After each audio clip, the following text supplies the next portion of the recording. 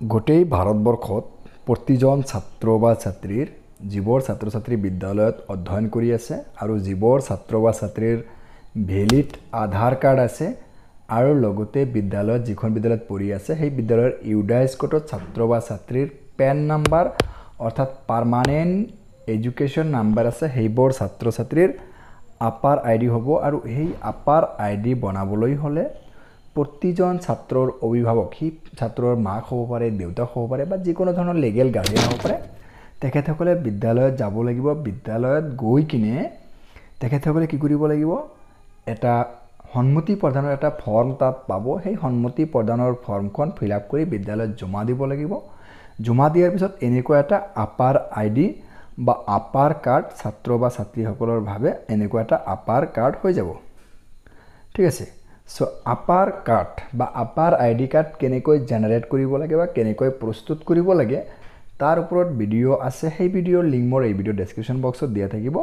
আপোনালোকে তাত গৈ চাই ল'ব এইটো কেনেকৈ প্ৰস্তুত বা কেনেকৈ আপাৰ আইডি জেনাৰেট কৰিব লাগে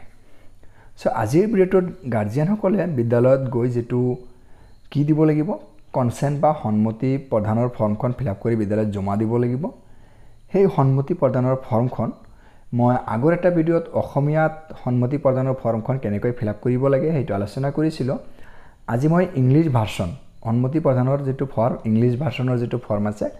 সেই ফৰ্মখন কেনেকৈ ফিল আপ কৰিব লাগিব আজিৰ ভিডিঅ'টোৰ এই কথাখিনি আলোচনা কৰিম সো আপোনালোকলৈ এটা ৰিকুৱেষ্ট কৰিছো যে আপোনালোকে যদি কোনোবাই মোৰ চেনেলত নতুনকৈ আহিছে তেতিয়াহ'লে মোৰ চেনেলটো সাবস্ক্ৰাইব কৰি কাষতে থকা বেল আইকনটো প্ৰেছ কৰি থবলৈ নাপাহৰিব এতিয়া মই মূল ভিডিঅ'টো আৰম্ভ কৰিছো সো আপোনালোকে বিদ্যালয়ত যাব যোৱাৰ পিছত এনেকুৱা এটা ফৰ্ম আপোনালোকে পাব এই ফৰ্মটো হ'ব এনেকুৱা ধৰণৰ ইয়াতে লিখা আছে যে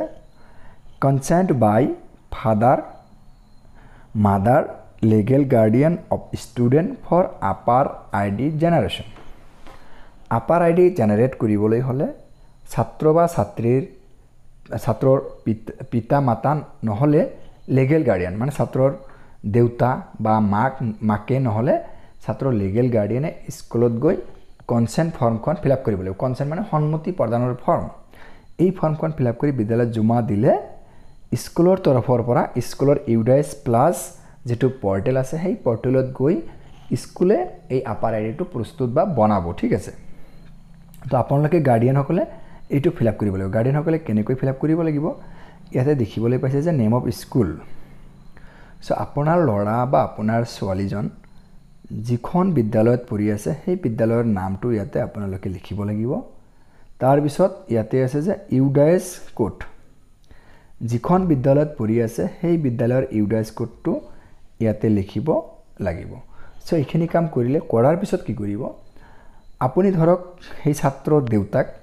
আপুনি বিদ্যালয়ত গৈছে আপুনি সন্মতি প্ৰদান কৰিবলৈ সন্মতি মানে দিবলৈ স্কুলত গৈছে তেতিয়া হলে কি কৰিব লাগিব আপুনি ইয়াতে আপোনাৰ নাম লিখিব লাগিব মানে যিয়ে যাব ছাত্ৰৰ মাকেও যাব পাৰে দেউতাকেও যাব পাৰে বা লিগেল কোনো গাৰ্ডিয়ানে যাব পাৰে যিয়ে সন্মতি বা কনসেন্ট দিবলৈ যাব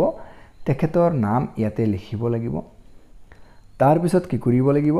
তাৰ পিছত যিজন ছাত্ৰৰ কাৰণে সন্মতি বা কনসেন্ট দিবলৈ গৈছে সেই ছাত্ৰজনৰ নাম ইয়াতে লিখিব লাগিব ঠিক আছে তাৰ পিছত যিয়ে কনসেন্ট দিব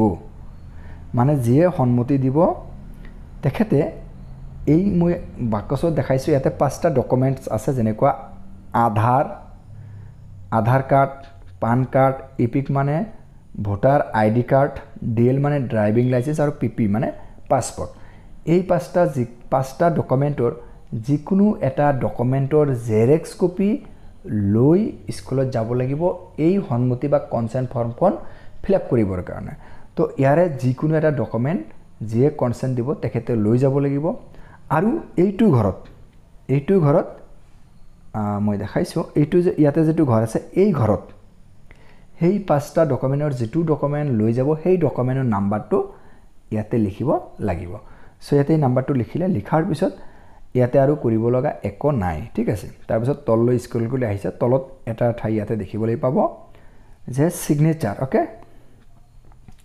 ইয়াতে সিগনেচাৰ বুলি এটা অপচন আছে এই সিগনেচাৰৰ ঘৰত যিয়ে কনসেন্ট বা সন্মতি দিবলৈ যাব সেই ছাত্ৰৰ মাক হ'ব পাৰে দেউতাক হ'ব পাৰে বা লিগেল গাৰ্ডিয়ান হ'ব পাৰে যিয়ে মানে সন্মতি প্ৰদান বা সন্মতি দিবলৈ স্কুলত যাব তেখেতৰ নাম ইয়াতে লিখিব লাগিব মানে ইয়াতে স্বাক্ষৰ কৰিব লাগিব হেতু সিগনেচাৰটো কি হ'ব পাৰে যদি লিখিব পাৰে লিখিব নাম লিখিব আৰু লিখিব নোৱাৰিলে হাতৰ ছাপ দিলেও হৈ যাব ঠিক আছে তাৰ পিছত ইয়াতে দেখিবলৈ পাইছে যে ডেট অফ ফিজিক্যাল কনসেন্ট এই যিদিনা অনুমতি দিব হেদিনা তাৰিখটো ইয়াতে লিখিব লাগিব তাৰ পিছত ইয়াতে লিখা আছে physical place of physical consent যেহেতু প্ৰতিজন গাৰ্ডিয়ানে ছাত্ৰৰ মাক দেউতাক বা অভিভাৱকে বিদ্যালয়ত গৈ এইটো অনুমতি দিব লাগিব গতিকে এই প্লেস অফ কনসেন্টৰ ঘৰত কি কৰিব বিদ্যালয়ৰ নাম লিখিব আৰু সেই বিদ্যালয়খন কত অৱস্থিত সেই ঠাইখনৰ নামও লিখিব ঠিক আছে বিদ্যালয়ৰ নাম আৰু এই ঠাইখনৰ নাম লিখিলে হৈ যাব এখিনি হৈ গল এখিনি গাৰ্ডিয়ান সকলৰ যিখিনি কাম আছিল গাৰ্ডিয়ান সকলৰ এই কামখিনি হৈ গল এতিয়া বাকি ইয়াতে যেটো আছে মই বাকচ বনাই দেখাম এতিয়া ইয়াতে যিখিনি কাম আছে এইখিনি কাম কিন্তু বিদ্যালয় এটো ফিলআপ কৰিব লাগিব সব বিদ্যালয় কেনেকৈ ফিলআপ কৰিব লাগিব এটো মই দেখাইছো সব বিদ্যালয়ৰ ইয়াতে কি কৰিব লাগিব যিয়ে এই কামখিনি কৰিব যাক এই কামখিনি কৰাৰ কাৰণে বিদ্যালয়ৰ তৰফৰ পৰা অথৰাইজ কৰা হৈছে বা দায়িত্ব দিয়া হৈছে তেখেতৰ নাম হেডমাস্টাৰ হ'ব পাৰে বা বেলেগ কোনো ছাৰক যদি দায়িত্ব দিছে সেই ছাৰৰ নাম ইয়াতে লিখিব লাগিব ঠিক আছে তাৰ পিছত কি কৰিব লাগিব ইয়াতে সেই ছাত্ৰজনৰ নাম যি ছাত্ৰজনৰ কাৰণে এই কনসেন্ট বা অনুমতি পত্ৰখন দিয়া মানে পূৰণ কৰা হৈছে সেই ছাত্ৰৰ নাম ইয়াতে লিখিব লাগিব তাৰ পিছত এই যিজন শিক্ষকক অথৰাইজ দিয়া হৈছে সেই শিক্ষকে ইয়াতে কি কৰিব লাগিব ইয়াতে তেখেতৰ সিগনেচাৰ কৰিব লাগিব ঠিক আছে শিক্ষকৰ সিগনেচাৰ কৰিব লাগিব আৰু লগতে যিদিনা সিগনেচাৰ কৰিব সেইদিনা ডেটটো ইয়াতে লিখিব লাগিব তো এইটো লিখি বিদ্যালয়ত সংৰক্ষণ কৰি ৰাখিব লাগিব এইটো ৰিটেন কনসেন্ট লোৱাৰ পিছতহে ছাত্ৰৰ আপাৰ আইডি কাৰ্ড হ'ব যদি এই ৰিটেন কনসেন্টটো গাৰ্ডিয়ান সকলে ছাত্ৰৰ মাক দেউতাক বা যিকোনো লিগেল গাৰ্ডিয়ানে এই কনসেন্টটো নিদিয়ে বা স্বীকৃতি পত্ৰখন নিদিয়ে তেতিয়া হলে কিন্তু সেই ছাত্ৰ বা ছাত্ৰীৰ আপাৰ আইডি নহব ঠিক আছে সো আজি ভিডিওটো এখিনি আছিল যদি মোৰ চেনেলত আহি এই ভিডিওটো চোৱাৰ পিছত যদি আপোনালোকে ভাল লাগিছে তেতিয়া হলে মোৰ চেনেলটো সাবস্ক্ৰাইব কৰিব আৰু আপোনাৰ বন্ধু বান্ধৱীৰ মাজত বেছি বেছিকৈ শেয়াৰ কৰিব থ্যাংক ইউ